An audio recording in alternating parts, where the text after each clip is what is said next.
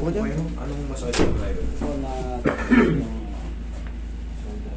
Na-dislocate? Pero nabalik ko po yung umangat po siya, nabalik.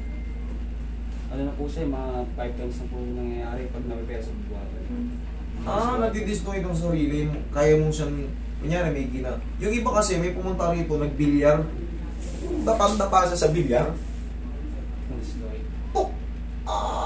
Aray! Sa ano po yung pinakaunang dislocate niya sa basketball. Tapos, trabaho ko sa pag na-repair sa po siya, pag-aat ko lang ng tubo na dislocate siya ulit. Pag na-repair sa po. Pero itong huli sa basketball po. Ngayon, ikaw lang nagbabalik. O nababalik ko po siya pag dislocate.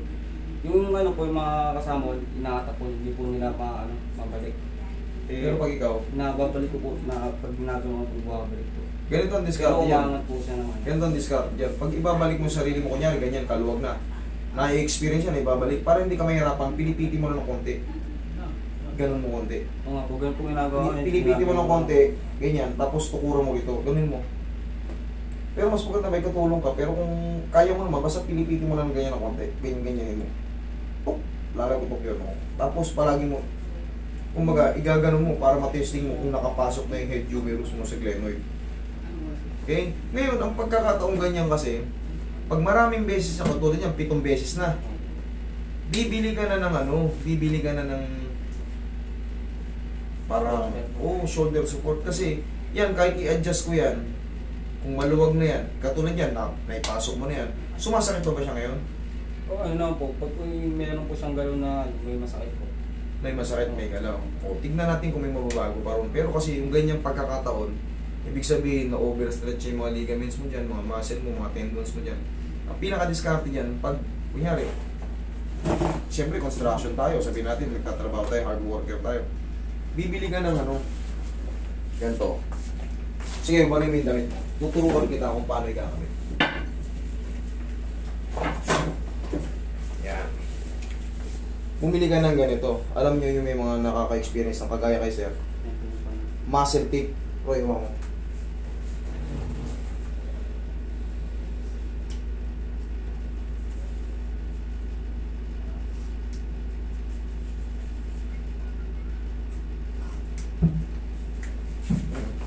Tatlong muscle tape. Pag magkakabit ka, kunyari may tropa ka, yan. Tulad yan, nakabalik naman siya na maayos eh. Yan, hawak ko. Angat mo yan. Pag ikakabit nyo yan, kunyari pupunta ka sa trabaho, mura lang naman to eh. Abuti na to ng 400 ata, 4 na na yan, 3. Marami na yan, 3 roll na yan. Sa mga online shopping. Nakikita mo rin to sa mga nagbabasketball ng mga di ba? Mga player na Mga PBA po. Oo, mga PBA, mga professional. Nakikita mo may kulay pink niyan, may anong kulay, may black, blue, ito. Basta tatandaan mo, pagkakabit mo, nakaangat siya. Tignan mo yung pakiramdam ng pag ibinaba mo yan. Minsan kasi kailangan lang natin ng tamang diskarte para hindi siya tulad yan, nakakailang experience ka na ng pero naibabalik mo ng kusa. O, mo pag binaba mo. Diba?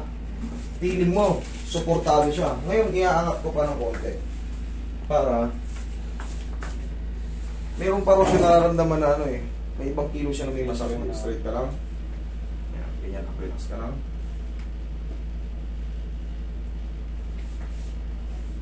Tayo ka. Tignan mo yung pakaramdam ng ganyan. Sarap, di ba? Suportado.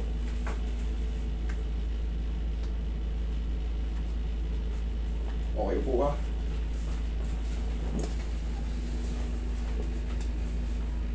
Straight ka lang. Yan.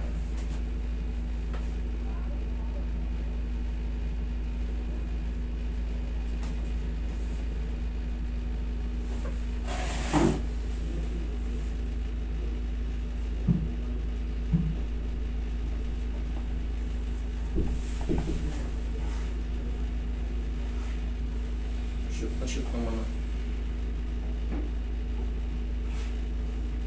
Pagka magkakabit ka nito, huwag ka lang pawis para nakakapit, ha? Okay. Wala, shoot na shoot naman na idol. Nga, galawin mo, sarili mo galaw. Yung galawin mo. Ayos naman. Okay, sir. Ayos naman. Makakabit ka lang ngayon. Sige, ipipre ko na sa iyo. Eh, wala namang ano. Basta, at least, naturuan kita sa mga technique. Okay? Okay, sige na. Maraming salamat. Okay. Bumili ka niyan, yan na lang yung babayad mo. Ibili mo lang, i-order mo sana. 3 roll yun na ibibigay sa inyo. Siguro mga 300 lang yan eh. 400, 3 roll yun na yan. Basta pag ikakabit mo, kapit ka muna sa ano. Para pagbaba mo, kita mo yung pakiramdam para may nakasuporta sa ano mo. Okay? Sige.